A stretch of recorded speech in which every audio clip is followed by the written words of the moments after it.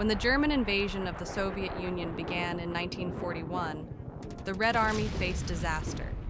Cities burned, millions fled, and the skies were dominated by the Luftwaffe.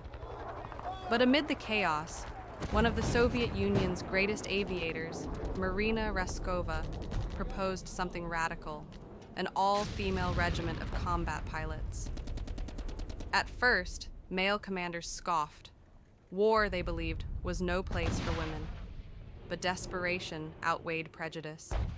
Stalin approved the plan, and soon, hundreds of young women, students, teachers, farm workers, volunteered to fight. Many had never seen combat. Some had barely learned to drive a car. But within months, they would climb into the cockpit of an aircraft and take the war directly to the enemy. The women who answered the call were ordinary girls transformed by extraordinary circumstances. Nadezhda Popova was only 19 when she enlisted. Her brother had already been killed, her home destroyed, and she vowed to take her life. Yevdokia Bershanskaya, calm and commanding, became the leader of the unit, earning respect even from skeptical male officers. And Irina Sebrova, with steady nerves and quiet determination, would eventually fly the most combat missions of them all, over 1,000 sorties.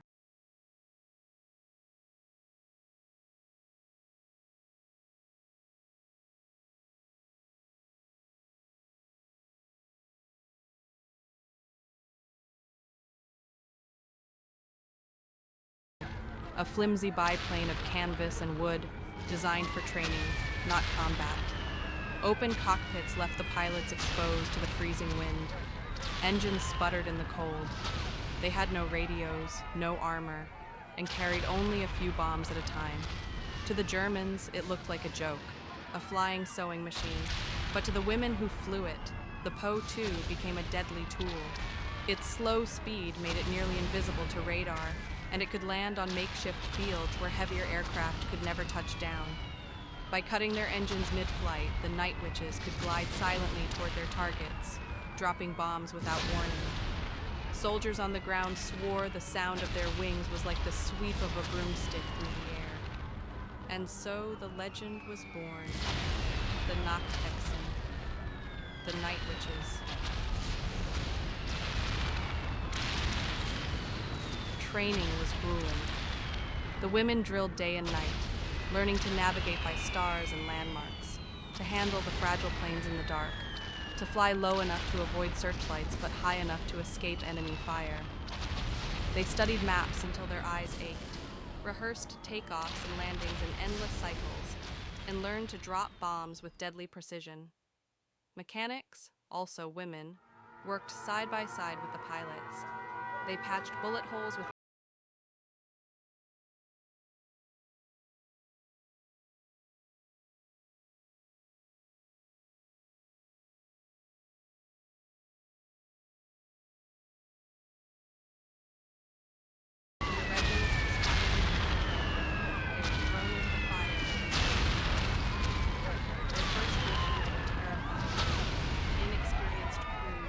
into the black sky, their planes buffeted by wind and enemy fire. Bombs were dropped with precision, often missing their targets. Some planes didn't return, but quickly the women adapted. They learned to fly in pairs, one plane drawing fire and searchlights while the other glided silently in to release bombs. They perfected their timing and tactics fight hills, ammunition trains, and in planes. The Germans were caught off guard. How could such flimsy planes cause so much destruction? Night after night, the women returned to the skies. Sometimes they flew 15 or more sorties in a single night, barely making it before taking off. Exhaustion was constant. They flew with frost on their eyelashes, and hunger gnawing at their stomachs, with no parachutes because every time they bombs. On the ground, German soldiers began to dread the setting sun. They knew that with darkness came the whisper of wings. They tried to fight back with searchlights, anti-aircraft fire, even fast fighter planes.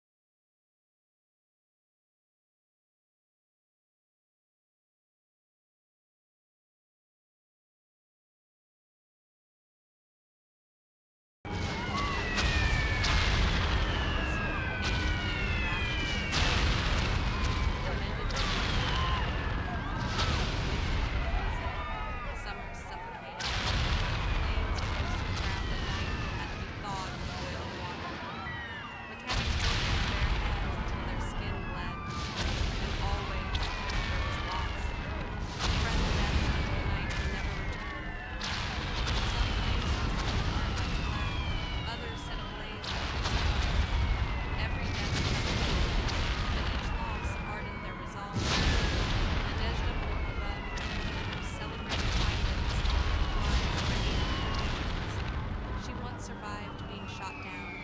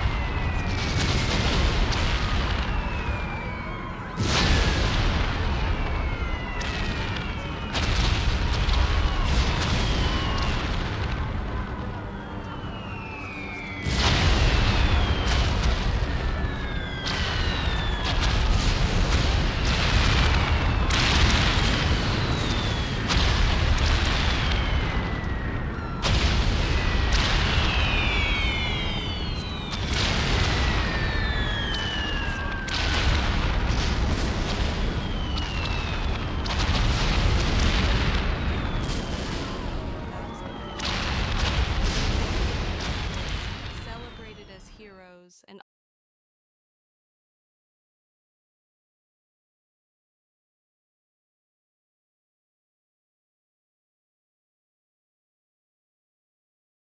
some